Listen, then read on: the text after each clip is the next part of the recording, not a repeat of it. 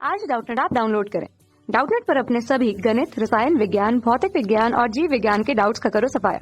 बस प्रश्न की फोटो खींचो, एक ही प्रश्न को क्रॉप करो और तुरंत वीडियो सोल्यूशन पाओ। अभी डाउनलोड करें। चलिए, हम लोगों के पास यहाँ पर प्रश्न दे दिया, मिलान करना, स्तंभ अ और स्तंभ ब दे दिया है। ठीक है, तो यहाँ पर हम लोग को पहला में क्या दे दिया, रेखाएं संपाती हो।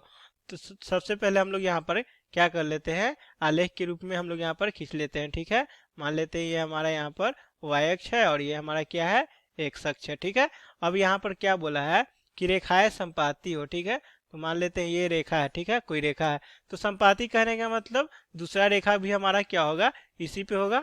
ठीक है, कहने का मतलब ये दूसरा रेखा भी इसी पे होगा। तो जब रेखाएं संपाती होगा तो एक दूसरे को तो हर बिंदु पे यहाँ पे मिल रहा है। तो कहने का मतलब क्या हो जाएगा कि जब रेखाएं संपाती होगा तो हमारा क्या हो जाएगा कि उसका क्या हो जाएगा, अनंत हल हो जाएगा, क्योंकि हर बिंदु पे मिल रहा है तो अनंत हल हो जाएगा। अनंत बिंदु इस पे है जो दोनों रेखा मिल रहा है, तो यहाँ से हम लोग बोल सकते हैं कि हमारा पहला का क्या हो जाएगा, सी हो जाएगा। ठीक है, अब हम लोग दूसरा के लिए देखते हैं। तो दूसरा में क्या बोला है कि रेखाएं प्रतिच्छेदी है। ठीक है, तो मान लेते हैं ये हमारा पहला रेखा है, ये हमारा दूसरा रेखा है। ठीक है, तो प्रतिच्छेदी कहने का मतलब कि किसी बिंदु पे ये दोनों रेखा एक दूसरे को प्रतिच्छेद करता है। तो मान लेते हैं इस बिंदु पे प्रतिच्छेद करता है, तो यहाँ पर तो हमारा एक बिंदु है जिसपे मिल रहा है, तो यहाँ से बोल देंगे कि क्या हो जाएगा, एक हल आ जाएगा।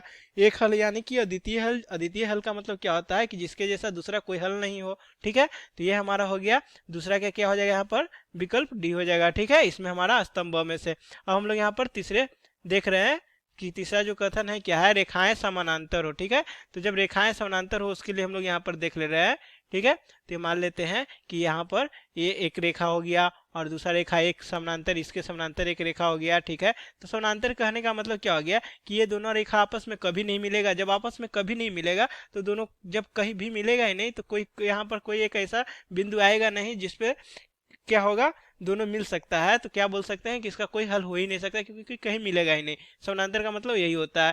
तो यहाँ पर देख रहे हैं कि कौन सा विकल्प में दिया हुआ है कि कोई हल नहीं है, तो विकल्प ई में दिया हुआ है। तो यहाँ से हम लोग बोल देंगे कि तीसरा का क्या हो जाएगा, विकल्प ई हो जाएगा। अब हम लोग चौथे का देखते हैं कि रेखा एक्स अक्ष को काटता है। ठीक है, तो जब एक्स अक्ष को कोई रेखा काटता है, मान लेते हैं ये रेखा जो हमारा है, ये रेखा एक्स अक्ष को काटा है। तो यहाँ पर एक्स अक्ष को काटा है, तो एक्स अक्ष पे काटता है, तो एक्स का तो यहाँ पर निर्देशांक होता है, लेकिन वाई का निर्देशांक हमारा क्या होता है, शून्य होता है। तो यहाँ हम लोग बोल देंगे कि वाई का मान है शून्य, यानी कि चौथा का क्या हो जाएगा, हमारा ये हो जाएगा। ठीक है, और हम लोग पचमा को देख रहे हैं कि यहाँ पर क्या है, हमारा रेखा वाई अक्ष को काटे। ठीक है, तो जब वाई अक्ष को काटेगा तो ठीक है, मान लेते हैं ये हमारा जो रेखा है, ये रेखा यहाँ पर हम लोग का वाई अक्ष पे काटा है। ठीक है, तो वाई अक्ष पे काटा है, तो यहाँ पर तो वाई का निर्देशांक होगा, लेकिन एक्स का निर्देशांक हमारा क्या हो जाएगा, शून्य हो जाएगा।